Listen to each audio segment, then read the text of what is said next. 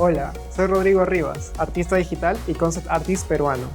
Tengo experiencia en las industrias de animación, cine, editorial y juegos de cartas.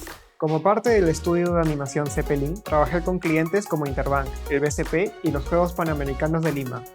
Un buen ilustrador debe estudiar el comportamiento del color, la luz y las sombras.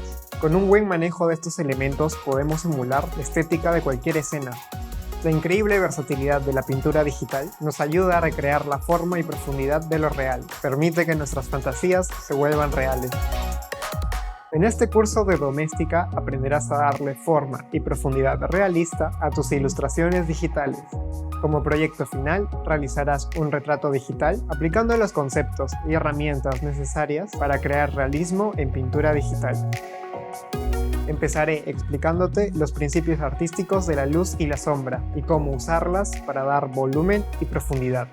Después haremos un moodboard que nos servirá para dibujar el boceto, con el que interpretaremos la cabeza como una serie de formas elementales.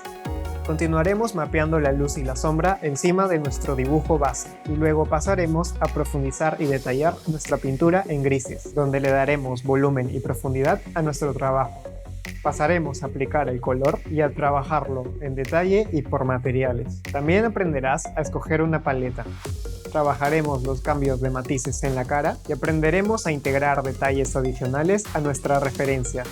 Terminarás trabajando los detalles finales, como brillos y luces secundarias, con la técnica Color Dodge. Y realizaremos algunos ajustes finales a nuestros colores y valores tonales para que tengan mejor coherencia.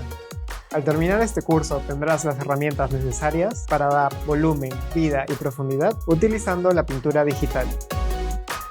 Para tomar este curso no necesitas tener conocimientos previos de dibujo o pintura, solo necesitas conocimientos básicos de Photoshop y mucha pasión para especializarte como artista.